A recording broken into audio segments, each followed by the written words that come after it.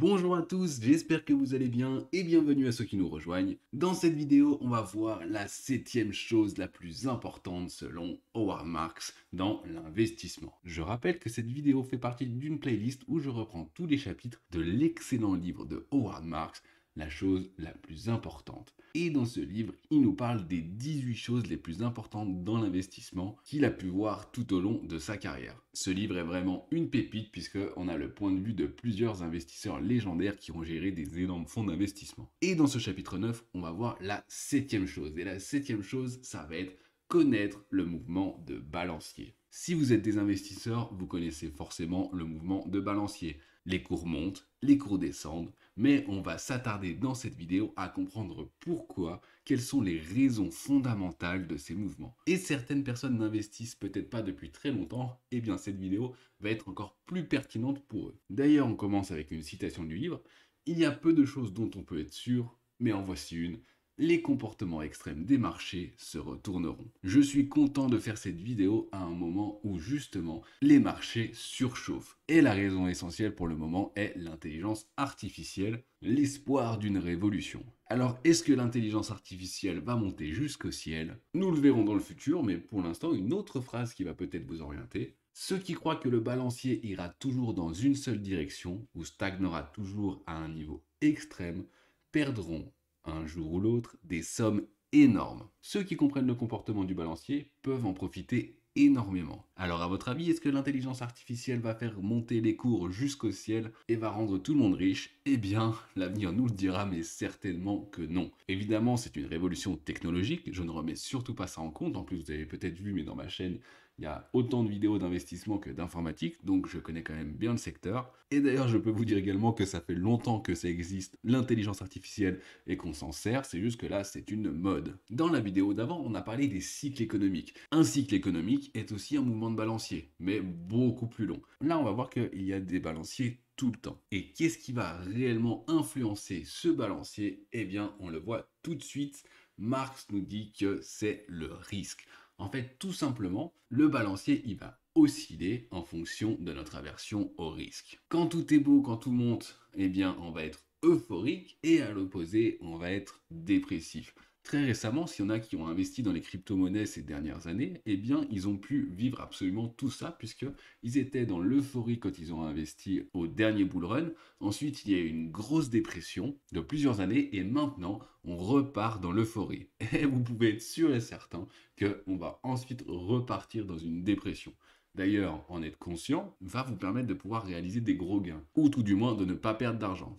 Ou pas trop. Si vous pensez par exemple que le Bitcoin va monter à 1 million de dollars, eh bien vous êtes dans l'appât du gain, vous êtes dans le prisme de l'optimisme, vous voyez, vous êtes vraiment de ce côté-là du balancier, mais n'oubliez jamais que le balancier va retourner de l'autre côté à un moment ou à un autre. Avec du plus concret pour la bourse, quand on a des bons résultats, des excellents résultats, eh bien on va être du côté positif. Les gens vont acheter en masse, d'ailleurs c'est ce qu'on appelle également un effet d'annonce. Quand on annonce des résultats, il y a souvent des grosses variations de cours juste après. Et de l'autre côté, on va avoir l'obsession des résultats négatifs. Si un résultat est négatif, c'est-à-dire qu'il est moins bien que ce qu'on espérait, eh bien le marché va le sanctionner. Et d'ailleurs, en ce moment, le marché sanctionne vraiment très sévèrement. On voit quotidiennement des moins 20, des moins 30% uniquement parce que les résultats sont moins bons qu'attendus. En réalité, on a une grosse concentration des valeurs qui performent à elles toutes seules et le reste de l'économie est en récession. Mais bon, c'est structurel de comment est faite l'économie aujourd'hui. Bien sûr, à un moment, ça va changer. Donc quand tout va bien, l'appât du gain, on va voir les gains récents qu'on a fait, d'accord? On va vouloir mettre de plus en plus d'argent pour gagner de plus en plus d'argent. On va complètement oublier la peur, on va complètement oublier le risque, et ce qu'on va vraiment avoir, c'est l'appât du gain. Et à l'opposé, une fois qu'on aura perdu de l'argent et qu'on va voir que les cours descendent, eh bien, on va rentrer dans la crainte. On va voir son portefeuille qui va commencer à descendre et on va commencer à avoir peur. On va voir le monde à travers le prisme du pessimisme. J'ai mis en fait à la fin la tolérance au risque et l'aversion au risque, mais vous voyez que tout le balancier est en fait en rapport avec le risque. Tout simplement parce que ici on parle d'argent. Les investisseurs investissent parce qu'ils veulent un retour sur investissement. Ils investissent parce qu'ils veulent de l'argent. Et après, ça va être les émotions de base de l'être humain qui va vraiment déterminer eh bien, où on en est par rapport à l'argent. Et c'est logique, hein, quand tout monte, eh bien, on va vouloir avoir toujours plus. On ne veut pas rater le train. Et c'est pour ça qu'on peut faire aussi preuve de crédulité. On peut mettre de l'argent dans des projets qui sont complètement nuls, qui n'ont aucune valeur fondamentale, mais qui à ce moment-là nous paraissent vraiment extraordinaires. On va peut-être faire des recherches moins approfondies, on va prendre moins le temps de faire les choses, et ce ne sera pas bon. D'ailleurs, de l'autre côté, eh bien, le balancier va aller vers le scepticisme. On va être vraiment sceptique, même peut-être des bons projets, eh bien, on va plus y croire, on va plus croire en rien du tout. Ça va être en rapport d'ailleurs aussi avec la dépression. Et sur le cours des actions, et dans n'importe lequel des actifs d'ailleurs, ça dépend de quoi on parle, eh bien on va aller de survalorisation à sous-valorisation. Quand on est vraiment dans l'euphorie, quand on est vraiment dans le mouvement positif, eh bien on va vraiment avoir des actifs qui vont être survalorisés. Alors que de l'autre côté, eh bien, on va avoir des actifs qui vont être sous-valorisés. Donc le résultat sur les prix va être tout simplement un balancier qui va osciller de survalorisation à sous-valorisation. Le prix sera très rarement à l'équilibre. Et ça, c'est vrai sur toutes les échelles de temps, hein. Que ce soit dans une tendance baissière, que ce soit dans une tendance haussière, ou même sur un range, sur une tendance qui est flat. Ça ne monte jamais en ligne droite, ça descend jamais en ligne droite. Et c'est d'ailleurs pour ça qu'existe l'analyse technique. C'est qu'en fait, l'analyse technique, c'est tout simplement la visualisation de ce qui se passe réellement et du résultat, tout simplement, du balancier et de l'aversion au risque des gens. Enfin, je dis des gens, mais c'est vraiment des professionnels aussi, parce que c'est surtout eux qui vont déterminer les prix des marchés, hein. Alors, pour rendre les choses un petit peu plus concrètes, on va vraiment se mettre dans la peau d'un investisseur au début d'un cycle, au début justement d'un marché haussier, pour voir la phase optimisme du balancier. Dans la première phase, quelques personnes tournées vers l'avenir commencent à croire que les choses vont aller mieux. Je tiens à préciser que Marx nous dit que c'est un vétéran de l'investissement qui lui a expliqué ça tout au début de sa carrière. Donc vous voyez que ça fait déjà un moment que les choses sont pareilles, et c'est normal puisque l'esprit humain est toujours le même. Je vous rappelle que les prix sont vraiment le résultat de l'offre et la demande. Et du coup, c'est la variation de l'offre et la demande qui va tout simplement déterminer le prix. C'est vrai pour les actifs financiers, mais c'est également vrai pour tous les produits du monde. Ce qui détermine un prix, c'est l'offre et la demande. Donc dans un premier temps, première phase, il y a quelques personnes qui regardent l'avenir, des optimistes, et qui pensent, qui croient que les choses vont aller mieux. Dans la deuxième phase, la plupart des investisseurs réalisent que le redressement est effectivement en train de se mettre en place. En fait, là, du coup, les cours vont commencer à remonter, hein. Et c'est parce que les cours vont commencer à remonter que les gens vont commencer à être un petit peu plus optimistes. Ou l'inverse d'ailleurs, c'est lié. C'est parce qu'ils sont plus optimistes qu'ils vont commencer à racheter et que les cours vont augmenter. Tout est lié, évidemment. Et dans la troisième phase, qui est également la plus dangereuse, tout le monde souscrit au fait que les choses iront mieux pour toujours. Et où est-ce qu'on est en ce moment? Eh bien, je vais pas vous mentir, on est carrément dans la phase 3, d'accord? Donc les choses n'iront pas mieux pour toujours. Ce n'est pas parce que la Fed sort la planche à billets dès qu'on commence à rentrer en récession que ça va sauver à chaque fois le système. On va vraiment y retourner à un moment ou à un autre. Il faut en être conscient. Et il va falloir adapter son portefeuille en fonction. Peut-être prendre des gains pour avoir des liquidités, pour pouvoir, justement, réinvestir quand on sera dans la deuxième phase de marché, quand on sera dans le bas du marché baissier. Ou alors se hedger en achetant de l'or ou des actifs tangibles, des actifs réels. Voilà, je ferai sûrement des petites vidéos pour vous donner des idées de portefeuille d'investissement en fonction de là où se trouve dans un cycle économique. Mais pour l'heure, quand on est tout en haut d'un marché aussi, eh bien à un moment il se retourne, d'accord? Et dans la deuxième phase, eh bien on va rentrer dans la phase d'un marché baissier, d'accord? Au début, ça va être l'inverse. Quelques investisseurs prévenants identifient que malgré la tendance haussière prédominante, les choses n'iront pas toujours aussi bien. En fait, je vous ai dit qu'on était dans le point d'avant, mais on en est ici. Je ne sais pas si vous avez entendu autour de vous, mais il y a quand même quelques investisseurs qui commencent à se poser des questions. Là, il y en a qui commencent à dire attention, warning. Alors, je ne parle pas des pessimistes qui sont toujours à faire des warnings tout le temps, tout le temps, tout le temps, hein. Mais là, je commence vraiment à parler d'investisseurs qui sont un peu plus sérieux et qui ont une vision réaliste de l'économie. Mais ça ne veut pas dire que ça va baisser tout de suite, hein. C'est possible que ça monte encore. En plus, on est dans une année avec énormément d'élections, dont les élections américaines. Et historiquement, c'est très rare que ça baisse juste avant les élections. L'optimiste est encore un peu présent et en plus, on a l'intelligence artificielle qui continue à tirer un petit peu les bourses vers le haut. Mais ça peut se retourner très rapidement. On peut quand même prévenir. Deuxièmement, dans la deuxième phase du marché baissier, eh bien, on a la plupart des investisseurs qui réalisent que les choses se dégradent. Les cours commencent à baisser, On voit vraiment les résultats des entreprises qui commencent à être mauvais, hein. Il commence à y avoir une récession. Ou alors, si à chaque fois ils changent la définition de récession comme ils ont fait ces dernières années, on va rentrer dans une stagflation. Ça, c'est la technique des Américains pour ne plus avoir de récession. On change la définition du mot. Comme ça, il n'y a plus de soucis. Et dans la troisième phase, tout le monde souscrit au fait que les choses ne peuvent qu'empirer.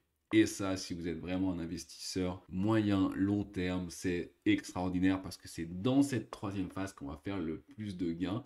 Il va falloir acheter quand les cours sont bas, même si ça va continuer à descendre probablement plus longtemps que ce qu'on pense. Par exemple, ici, je pense, en tout cas c'est mon idée, que la Chine en est dans cette troisième phase où tout le monde pense que la Chine va s'écrouler complètement puisqu'elle est en crise immobilière, elle a eu une gestion du Covid qui n'était pas terrible et plusieurs autres choses. Donc, les prix des entreprises chinoises ont drastiquement chuté.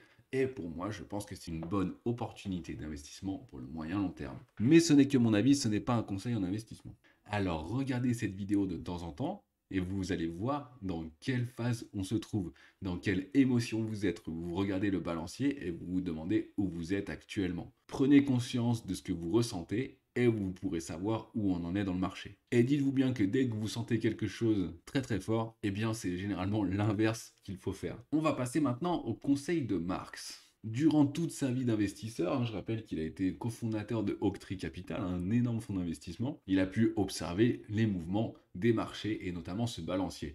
Il nous fait donc part de ses observations. Là, ce sont les choses que l'on peut observer, parce que vous verrez qu'après, il y a des choses qu'on ne peut pas savoir, mais des choses que l'on peut observer. Il nous dit qu'en théorie, en considérant les opposés tels que la crainte et l'avidité, le balancier, il devrait se situer la plupart du temps à l'équilibre. Vers le milieu, en fait, des deux extrêmes, tout simplement. Mais en réalité, ce n'est pas du tout le cas. Il n'y reste que très peu de temps. Et en fait, ça va être la psychologie des investisseurs, et notamment l'aversion à la perte, qui va le faire osciller en général d'un extrême à l'autre. Et c'est pour ça qu'il va y avoir des gros mouvements. D'ailleurs, si vous êtes investisseur, vous avez l'habitude du yo-yo de vos émotions. Une fois qu'on a de l'argent qui est vraiment en jeu, forcément, ça prend aux tripes. Il nous dit également que le balancier ne peut pas osciller continuellement vers un extrême, hein. Une tendance ne peut pas être à l'infini.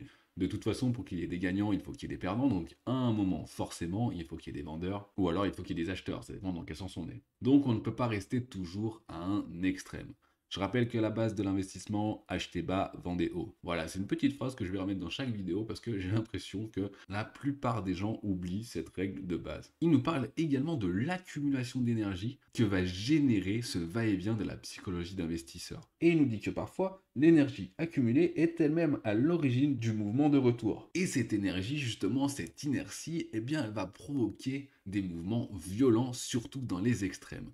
Il nous dit d'ailleurs que le mouvement de retour depuis un extrême est souvent plus rapide que le mouvement pour atteindre l'extrême. Et d'ailleurs, il nous fait une petite analogie qui est parfaite. L'air s'échappe du ballon bien plus vite qu'il n'y est rentré. On parle également en investissement de rebond. Vous en avez sans doute déjà entendu parler. Maintenant, on va voir justement ce qu'on ne peut pas voir, ce qu'on ne peut pas savoir. L'incertitude. Il faut en être conscient. Il y a des choses qu'on ne peut pas savoir.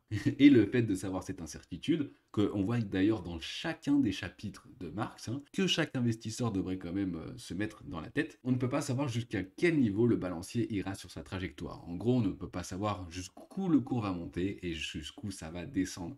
Et généralement, je rajouterais personnellement que ça va toujours bien plus loin que ce que l'on pense. Justement, avec cette énergie dont on parlait juste avant, cette inertie, d'accord, les choses vont aller beaucoup plus loin. Et aussi structurellement, puisque les médias ils mettent beaucoup de temps à parler des événements, donc les gens mettent beaucoup de temps à s'en rendre compte, et du coup ils prennent des actions qui prennent du temps, et du coup ça va plus loin que ce que l'on pense. Entre autres, parce qu'il y a énormément d'autres facteurs. On ne peut pas savoir non plus ce qui peut être à l'origine de l'arrêt du mouvement et de son inversion. On n'est pas devin, on ne peut pas savoir, mais à un moment, il va y avoir la goutte d'eau qui va faire déborder le vase.